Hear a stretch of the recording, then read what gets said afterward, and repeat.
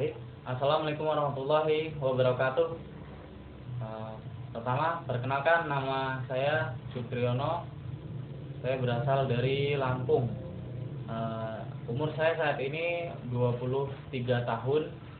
Saya lahir tepatnya tanggal 17 Juli 1990. Untuk sekarang ini saya bertempat tinggal di Bekasi. Mungkin sedikit menceritakan tentang masa lalu saya atau pengalaman hidup saya.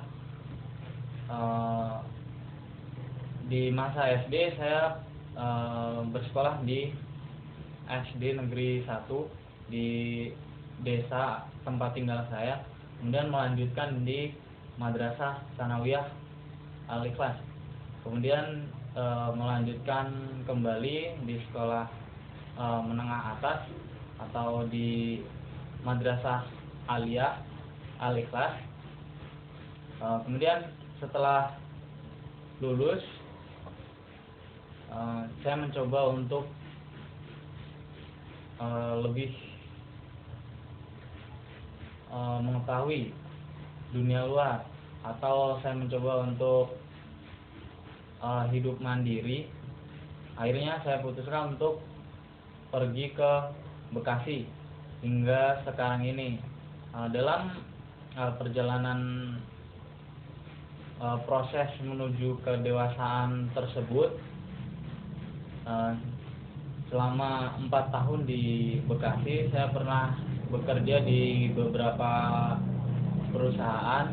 Yang pertama di perusahaan Senjaya Sodi Precision, yaitu sebuah perusahaan plating otomotif di daerah Cibitung. Kemudian setelah itu saya juga pernah bekerja di perusahaan bernama PT NGK Keramik Indonesia, yaitu bergerak dalam bidang otomotif mobil, yaitu memproduksi filter mobil. Kemudian setelah itu saya bekerja di PT Citra Nuga Karya, yaitu yang bergerak di bidang otomotif motor atau manufacturing hingga sekarang ini.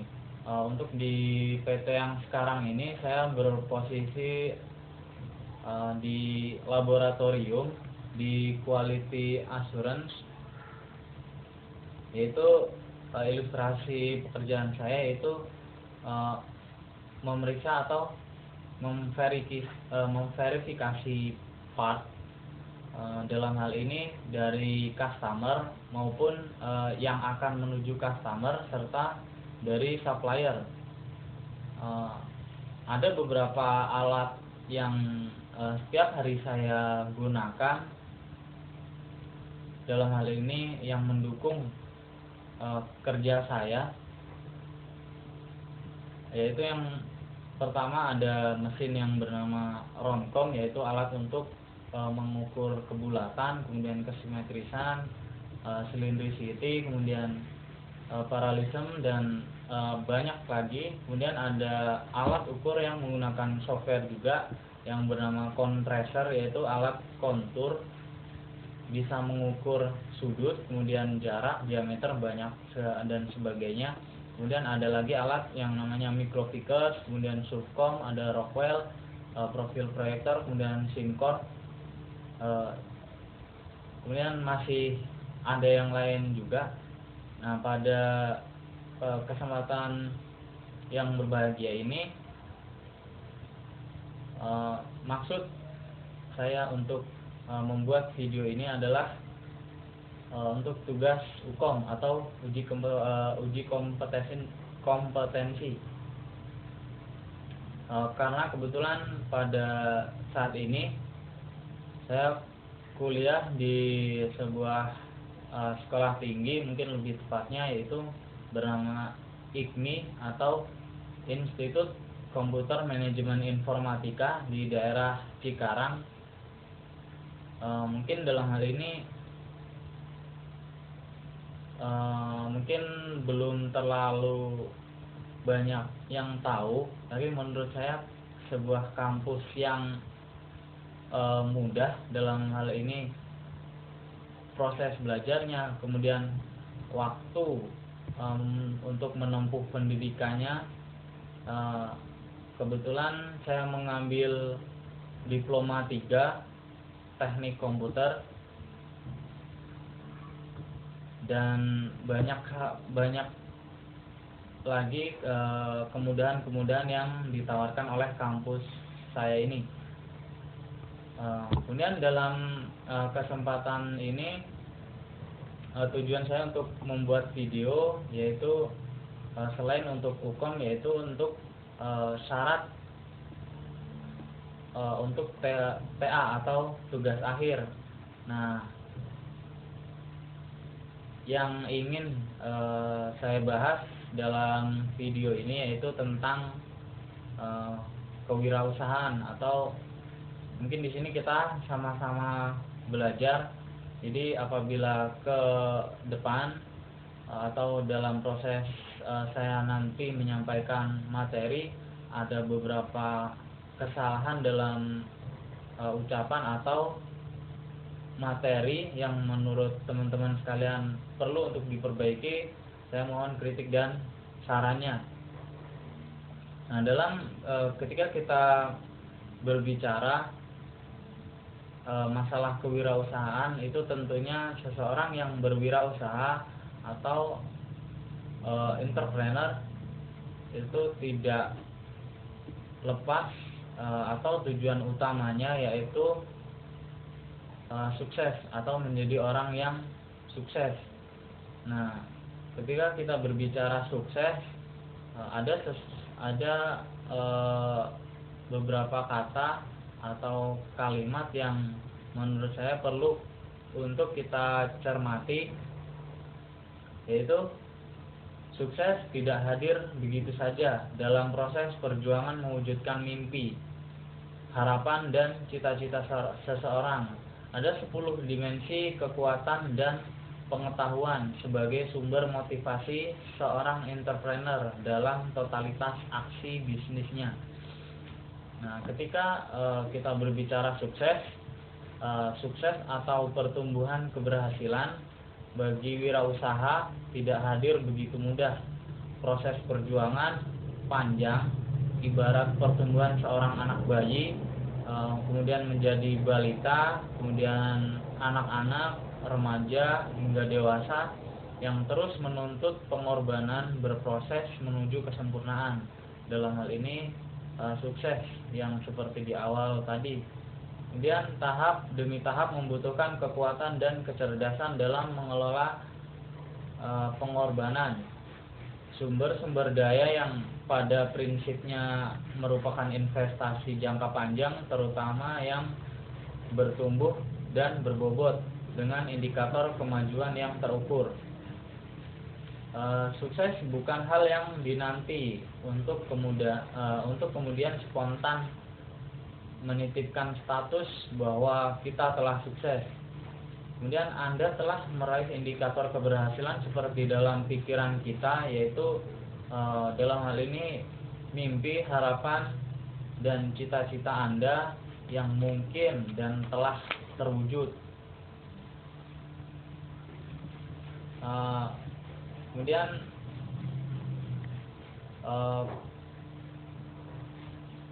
wirausaha atau kewirausahaan itu tidak lepas dari yang namanya kekayaan, dan sebetulnya kekayaan kini berada di sekeliling Anda. Saatnya Anda untuk berbagi rezeki, kesejahteraan, dan kebahagiaan dengan orang-orang yang Anda cintai. Lingkungan telah menyediakan apapun kebutuhan Anda. Kemudian dalam hal ini kita telah menjadi orang-orang sukses. Misalkan tentang kita sedikit condong ke religi atau keyakinan agama kita. Ketika kita merasa cukup atau bersyukur, maka saat itulah kita sebetulnya menjadi orang yang sukses. Mungkin bisa dilihat dari seseorang yang bisa memanfaatkan apa yang ada di sekelilingnya dan mensyukuri serta menganggap hidup ini adalah sebuah tantangan atau sesuatu yang bukan untuk menjadi beban bagi pikiran kita. Kemudian setelah ketika kesuksesan itu kita miliki, nah apakah kita harus berpuas diri? Apakah demikian? Tentu belum atau tidak. Dan bukti langkah pertama kita belum melakukan yaitu kerja dan aksi. Ketika orang lain telah bertindak dan bekerja mendahului kita, mereka telah berhasil memulai aksinya. Mereka telah bekerja, kemudian bertindak dan menyelesaikan tugas maupun kewajiban. Langkah dasar untuk berhasil. Kemudian dengan penuh keyakinan mereka mampu untuk melewati kekhawatiran dan keterbatasan. Dan mungkin sedikit banyak itulah yang harus kita lakukan. Kemudian kita juga harus tahu bahwa mereka selangkah di depan, kemudian mengambil posisi, gerak dan perhitungan tentang resiko maupun kegagalan, sambil menggunakan rasio otak kanan kita. Kemudian mereka memainkan fungsi otak kiri atau insting, mungkin otak sadar dan otak bawah sadar. Inilah dimensi mendasar yang membedakan pemenang atau winner dengan pengikut atau the follower. Nah, berbeda dalam perspektif dan aksi, berbeda dalam insting dan reaksi. Yaitu ketika kita harus bertanya pada hal tersebut, kita itu ada di mana. Apakah asik bertanya tanpa tindakan? Dalam hal ini hanya berucap tanpa action, kemudian terus berencana tanpa keputusan untuk start, yaitu action, melakukan.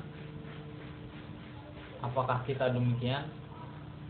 Kita berbeda posisi dan status karena karakter dan sifat kita cenderung mencari zona aman. Seorang wirausahawan itu bagaikan risk taker atau risk manager, yaitu mereka berbeda dengan pribadi pekerja. Yaitu seorang pribadi pekerja itu menjadi atau mencari zona aman dalam ketidakpastian, yaitu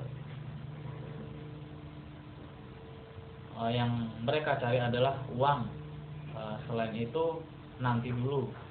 Kemudian berbeda halnya dengan seorang pebisnis, yaitu menciptakan kepastian dalam ketidakpastian atau kenyamanan, yaitu mencari zona tidak nyamannya mereka. Itulah seorang pebisnis. Kemudian dimensi ini membuat pribadi mereka saling berbeda, yaitu antara pekerja dan pebisnis, sehingga menentukan kuadran kekayaan dan kualitas nasib. Pekerja berusaha berprestasi, namun pengusaha berusaha berprestis. Kemudian spektrum permasalahan yang silih berganti memaksa diri pengusaha untuk inovatif dan kreatif. Persahabatan atau bersahabat dengan resiko dan peluang. Keyakinan dalam ketidakpastian menjadi daya ungkit untuk menemukan dan menciptakan nilai tambah atau added values agar posisi aman, sosial, ekonomi, status, harga diri mereka kuat. Kemudian selalu menemukan positioning agar berada di jalur atau strata seperti apa dengan ukuran yang jelas. Visi hidup pekerja adalah bekerja dengan kegiatan rutinitas keseharian serta berupaya berprestasi seperti pekerja pada umumnya. Kemudian beda halnya dengan pebisnis, yaitu pebisnis memiliki satu cita visi yang lebih bila dibandingkan dengan pekerja, yaitu pebisnis tidak pernah puas dengan hasil pencapaian yang sudah diperoleh. Angka dan indikator keberhasilan selalu menjadi acuan motivasi untuk bergerak ke jenjang lebih besar dan lebih bagus. Kemudian seorang pebisnis atau pelaku usaha atau pewirausaha itu menekuni pilihan profesi bisnis yang dijalaninya. Pebisnis tidak henti terus menggali energi, kemudian mengelola motivasi serta mengembangkan potensi resiko menjadi peluang. Kemudian daya pengungkit mereka adalah ketika kegagalan datang, kemudian kegagalan tersebut untuk tidak gagal di tahap berikutnya. Itulah motivasi yang dilakukan atau yang diyakini oleh seorang pebisnis. Jadi ketika kita jatuh, bangkit lagi, jatuh, bangkit, kemudian dan seterusnya. Kemudian daya juang mereka adalah menjaga elastisitas mental agar tetap optimis, yakin, kemudian tekun dan teguh dalam ambisi dan cita-cita. Kemudian terus menggali motivasi dan pola pikir positif ketika menjalani proses kerja guna mengatasi hambatan dan tantangan serta permasalahan yang berkejaran detik demi detik dari satu target ke target selanjutnya. Mereka adalah problem solver yang kreatif dalam menyelesaikan persoalan dalam persoalan demi meniti tangga-tangga sukses yang diimpikan. Proses pengambilan keputusan terus terjadi bersamaan dengan hadirnya beragam persoalan berat, meski di saat malam tiba selalu menyisakan sekelumit keraguan untuk hari esok. Kemudian kadangkala ketika kita melihat sukses seseorang, seringkali kita berpatokan untuk hanya melihat pada kondisi realitas sukses yang sudah dicapai. Pada kondisi aset material, kekayaan serta profil sukses yang telah mereka raih, kita kagum pada pencapaian keberhasilan mereka. Kita jarang bercermin, bahkan mengurai kronologis penderitaan serta sejarah kerikil-kerikil tajam dalam perjuangan sebelum mereka pada kondisi sukses saat ini. Semua telah menyatu dengan fakta saat ini bahwa mereka telah berhasil. Itulah yang selama ini hanya terbersit dalam pikiran kita. Kemudian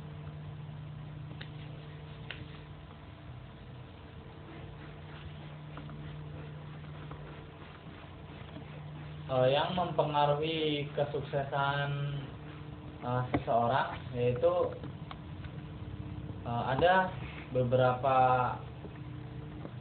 hal, yaitu yang pertama itu tidak lepas dari peran kita sendiri, yaitu diri sendiri.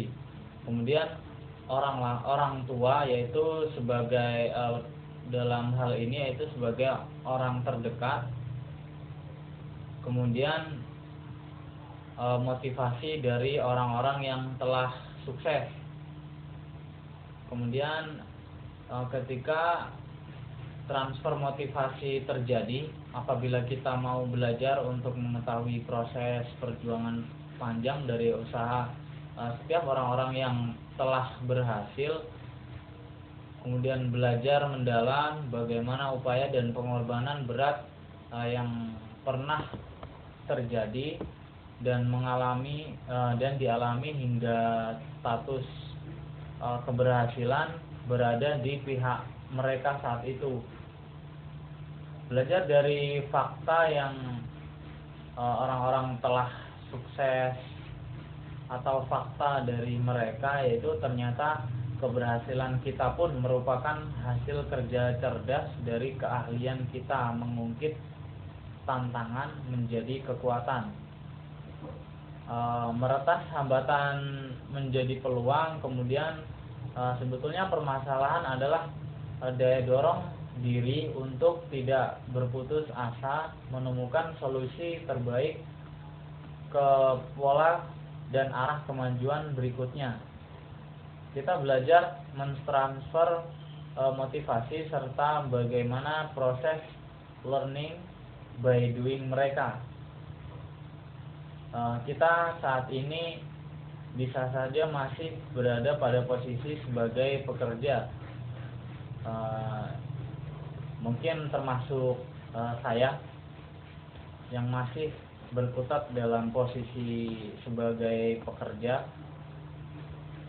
Mungkin ke depan saya ingin merubah itu semua, yaitu sesuai apa yang kita bahas pada kali ini, yaitu tentang wirausaha. Kemudian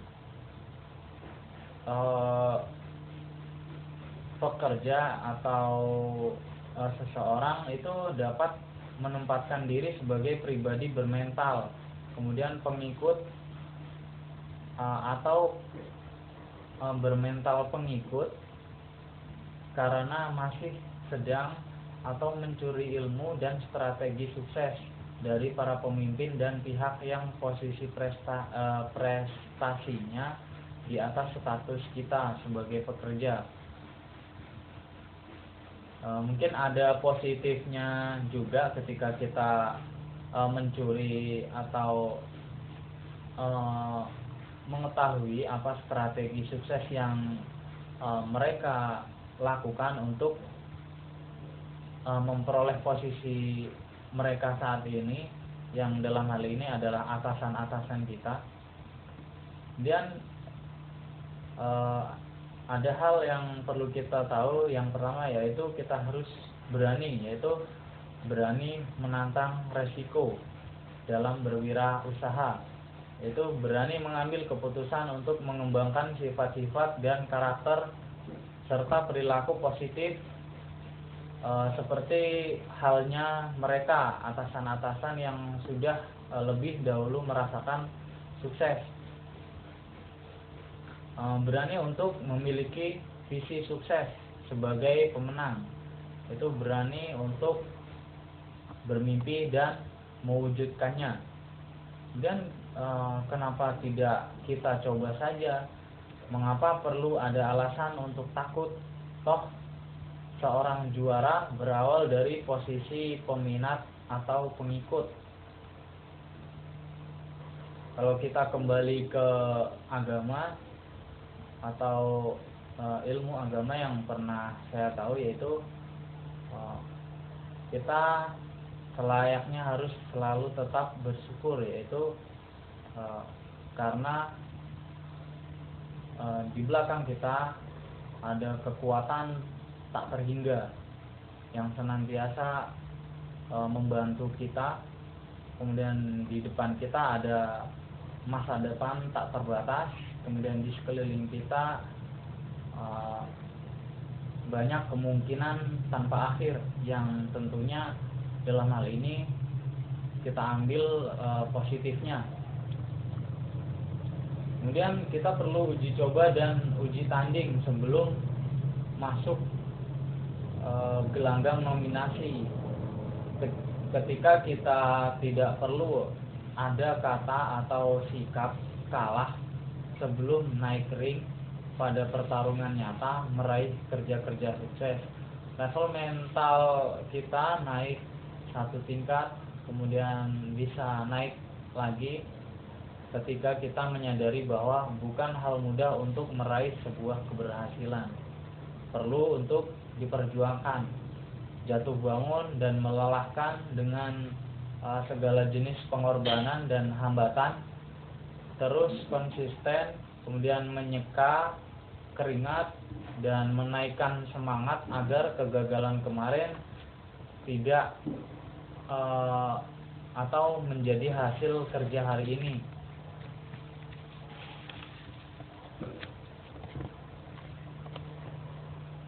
Ada beberapa kalimat bijak, sedikit saya ingin sedikit untuk mengungkapkannya, yaitu adalah mencoba, yaitu berarti mengembangkan talenta, menempatkan potensi diri pada tantangan dan peluang.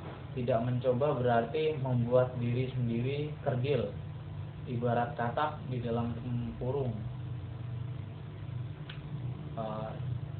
Itu tidak yang perlu kita lakukan. Tidak mencoba berarti membuat diri sendiri kerdil, yaitu sebagai ibarat katak dalam tempurung. Itulah yang harus kita hindari. Kemudian teruslah mengasah pola baru, aksi refleksi dan koreksi agar hambatan tidak menjadi penyebab utama dan kegagalan atau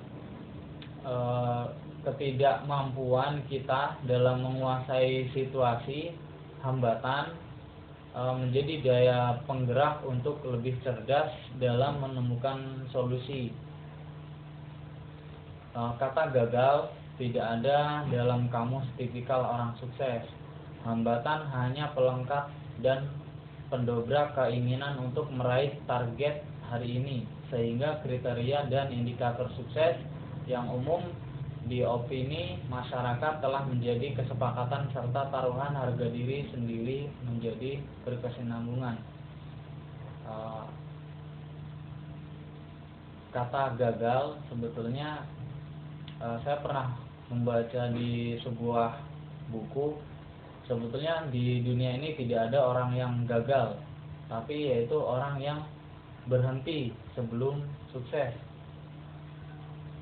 Sebetulnya ketika kita berusaha atau memulai usaha kita, ada hal-hal atau ada seseorang yang sebetulnya menjadi penghalang atau tembok besar di depan kita, yaitu terkadang orang terdekat kita itu adalah penghambat dan sebagai sumber kegagalan usaha kita. Kita contohkan ketika kita ingin berusaha untuk memulai usaha, kemudian ada semisal orang tua kita atau saudara kita, ketika kita hendak bertukar pikiran, terkadang mereka mengatakan sudahlah, cukup, kemudian entar dulu, besok aja. Sebetulnya itu adalah salah satu penghambat dari usaha kita. Kemudian bisa jadi itu yang menggagalkan usaha kita. Maka kita berusaha sebisa mungkin untuk mengatasinya. Kemudian kita dapat belajar atau meniru dan berbuat salah telah memberi pengetahuan kepada kita bahwa para wirausaha biasa menggunakan manajemen strategik dalam optimalisasi aktivitas bisnis atau perusahaan mereka. Kemudian perilaku manajerial merupakan pola sistemik yang membuat mereka handal dalam menjalankan rutinitas bisnis. Kemudian kapasitas dan kualitas kepemimpinan atau leadership mereka dipertaruhkan ketika berikhtiar untuk membuat organisasi perusahaan menjadi lebih produktif dan besar. Gelombang obsesi untuk meraih sukses membuat pebisnis tidak pernah berhenti menghayal, harap-harap cemas, kemudian berkutat setiap hari dalam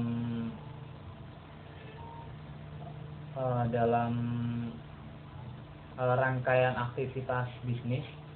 Kemudian pengharapan mereka yang kuat, kemudian keyakinan berbasis tindakan cerdas, menempatkan pewirausaha, para pebisnis optimis dan mampu membangun dinasti bisnis. Kemudian kepekaan dan keterampilan itu berkembang secara alamiah. Mereka dituntut terampil memanfaatkan potensi sumber-sumber daya lingkungan eksternal, kemauan untuk tidak gagal, kemudian menaikkan kepedulian serta kepekaan untuk menyesuaikan dengan kekuatan sumber-sumber daya internal yang serba terbatas. Kecerdasan meramu gabungan kekuatan internal dan eksternal ternyata mendorong bahkan mengatasi berbagai hambatan serta permasalahan yang yang menjadi bagian utuh dari pekerjaan dan langkah menuju kita sukses.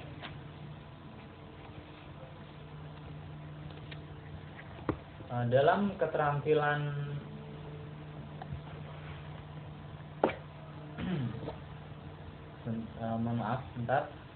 Kemudian keterampilan mengelola kekuatan yaitu menjadi faktor eksternal, serta kecerdasan menguasai kelemahan faktor internal ternyata menjadi jaminan stabilitas serta kemajuan usaha pebisnis, terus menjadi momentum gerak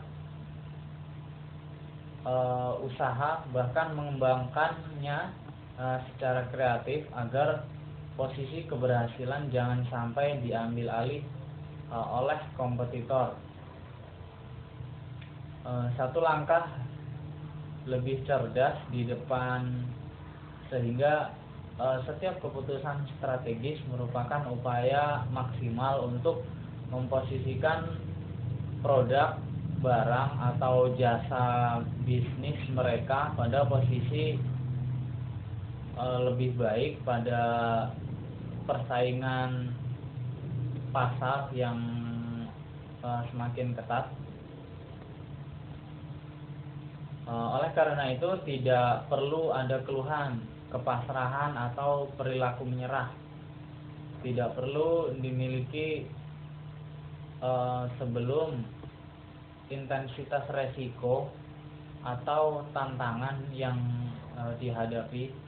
Kemudian kerugian memang harus dihindari atau diminimalisir, tetapi tidak bisa ditiadakan karena sudah aksioma bisnis. Kerugian merupakan hukum transformasi dari ketidakpiawaian kita dalam memetakan persoalan utama persaingan menjadi menjalankan bisnis itu sendiri. Dalam hal ini juga kegagalan itu merupakan sebuah ketidakmampuan dalam memaksimalkan daya analisa atas aneka ragam persoalan dengan resiko paling minim. Kemudian kekurang berhasilan adalah sebab akibat dari kekurang ahlian dalam pengelolaan sumber-sumber resiko dan penguasaan persoalan. Dalam hal ini persoalan bisnis, yaitu setiap pebisnis itu menyadari dinamika kompetisi dan perebutan pasar. Di medan laga bisnis aktual, pebisnis telah mengambil posisi sebagai pemain atau pelaku usaha sekaligus pemikir dan problem solver. Kemudian pertanyaannya, Siapakah para pewirausaha yang sukses yang bisa kita belajar dari sifat-sifat mereka? Yang pertama yaitu seseorang yang atau pribadi-pribadi yang berkomitmen dengan cita-citanya. Kemudian yang selanjutnya terus memperbesar kemauan untuk memiliki pertumbuhan aset atau kekayaan. Kemudian sumber kekuatan dasar mereka adalah mencari keuntungan atau profit. Terampil memanfaatkan kelangkaan dan keterbatasan sumber-sumber daya secara ekonomis.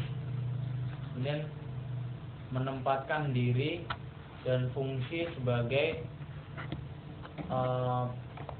produsen atau supplier ketika terjadi ketidakseimbangan permintaan atau penawaran. Kemudian suku menghitung untuk menekan biaya dan pengeluaran usaha, efisien dan efektif dalam menentukan ukuran kuantitas dan kualitas hasil kinerja bisnis.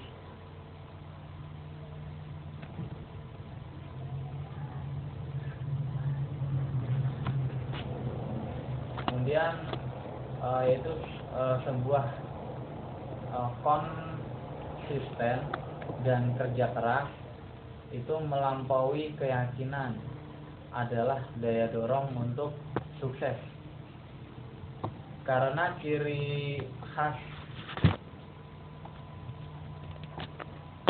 dan karakter di atas, maka pada umumnya pelaku bisnis yang sukses itu telah mampu survive atau beradaptasi dan bertahan di masa-masa yang sulit.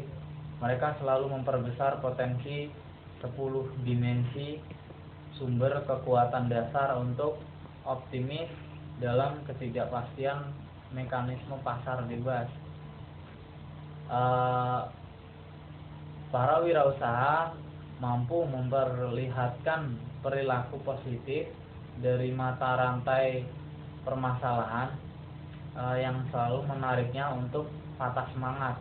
Permasalahan yang tidak pernah surut terus mengganggu pikiran maupun kenyamanan batin, terus menggoyahkan keyakinan untuk mencari zona aman dengan pasrah dan berhenti untuk berkreasi. Dua dimensi pilihan antara yang sulit atau yang sederhana itu menjadi diri sendiri untuk menemukan jalan sukses atau menjadi pengikut atau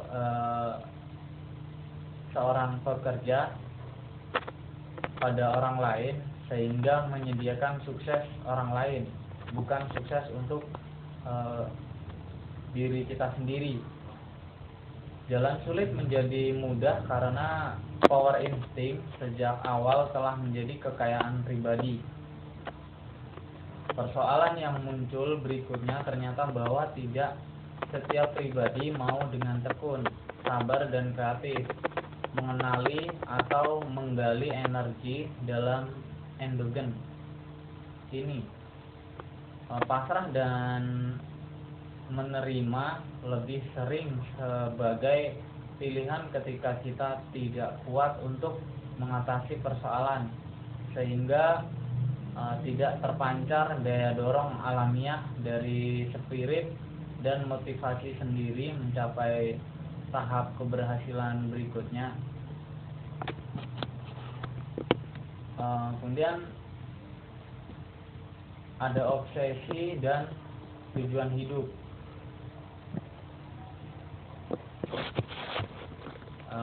Dalam hal ini harga diri sebagai calon wirausahawan sukses tidak meremehkan potensi diri meski tidak sekuat atau semampu orang lain.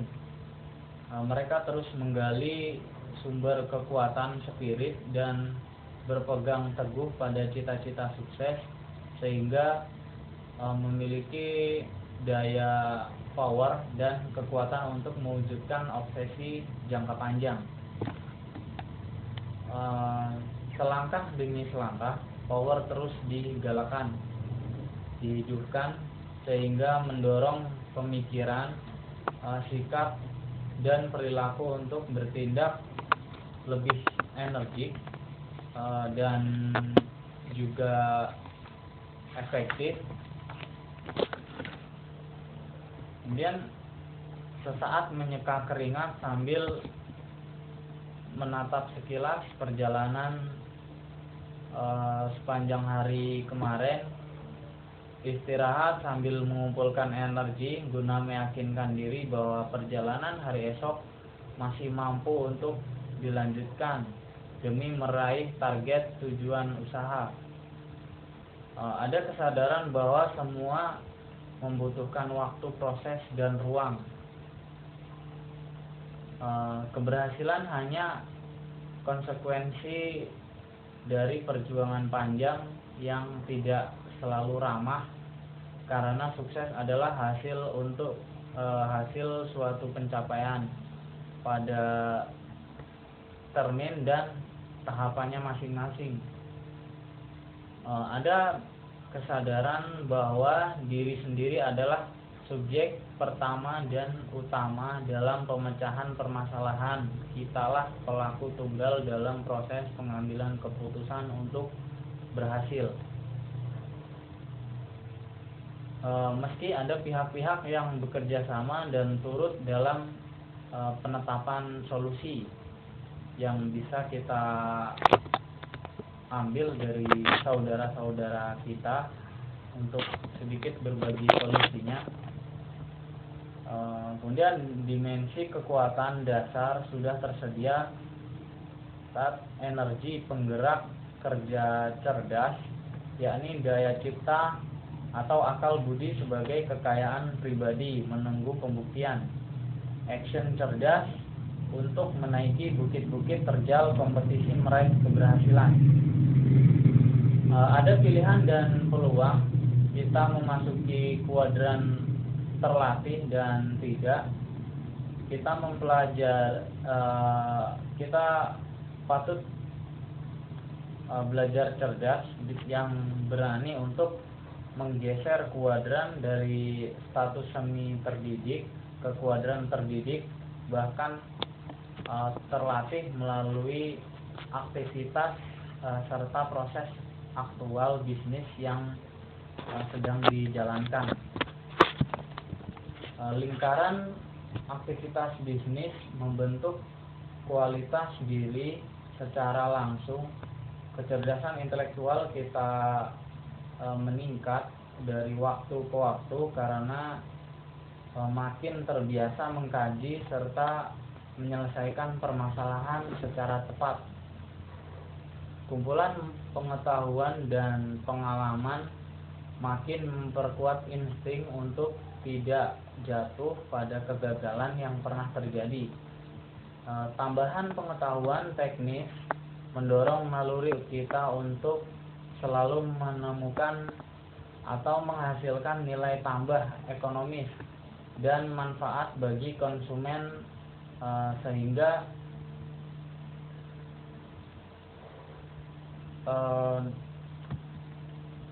potensi pasar dan omset kita meningkat tajam dari waktu ke waktu. Kapasitas bisnis kita naik satu level lebih tinggi dengan dukungan keahlian teknis berbisnis 2 tahap lebih bagus dibandingkan kompetitor bisnis sejenis. Kemampuan untuk memperoleh keunggulan dalam mutu maupun jumlah menghantar bisnis sukses memiliki karakter dan sifat spesifik. Kepribadian pebisnis sukses memiliki aura dan medan magnet dengan daya tarik menarik tersendiri. Karakteristik kepribadian yang selalu menghitung nilai perputaran aset dan kebutuhan pelanggan menunjang unsur kepiawaian mereka menemukan ladang keuntungan. Mereka itulah yaitu adalah pelaku bisnis yang cerdas. Sedikit itulah yang ingin saya bahas, yaitu tentang kewirausahaan. Dalam hal ini saya ingin sedikit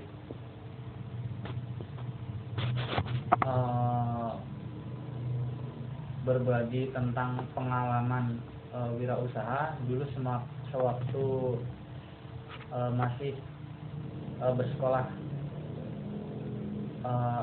SMA atau sekolah menengah atas. Saya pernah mencoba untuk berwirausaha, yakni mungkin dalam hal ini yang populer sebagai badan usaha yang dikelola oleh perusahaan swasta yang orang lain sering menyebutnya multi level marketing. Pada saat itu SMA saya mencoba untuk sebetulnya intinya bukan untuk mencari uangnya, tapi pada saat itu saya ingin belajar bagaimana cara untuk berkomunikasi dengan orang banyak, yaitu sebagai wadah yang pada saat itu sebuah perusahaan multi level marketing yang saya ikuti. Dan saya patut bersyukur kepada orang-orang yang telah mendidik saya pada waktu itu, walaupun hanya sedikit materi yang pernah saya dapatkan, mungkin hanya sekedar handphone atau uang jajan yang tanpa meminta dari orang tua, dan itu hasil jerih payah saya sendiri, yaitu dengan berjualan sambil membangun jaringan. Pada saat itu produk kesehatan atau suplemen kesehatan, dan saya beruntung pada waktu itu bertemu orang yang benar-benar peduli, bukan hanya memanfaatkan saya tapi benar-benar peduli. Dan saya pun sampai sekarang masih tetap berhubungan baik dengan mereka. Mungkin itu sedikit materi yang bisa kita bahas pada kesempatan kali ini. Mungkin di masa yang datang, kesempatan yang selanjutnya kita bisa membahas tentang hal yang lebih mendalam tentang kewirausahaan. Mungkin saya akan belajar untuk lebih banyak lagi. Terima kasih atas perhatiannya. Apabila ada salah kata mohon dimaafkan. Wassalamualaikum warahmatullahi wabarakatuh.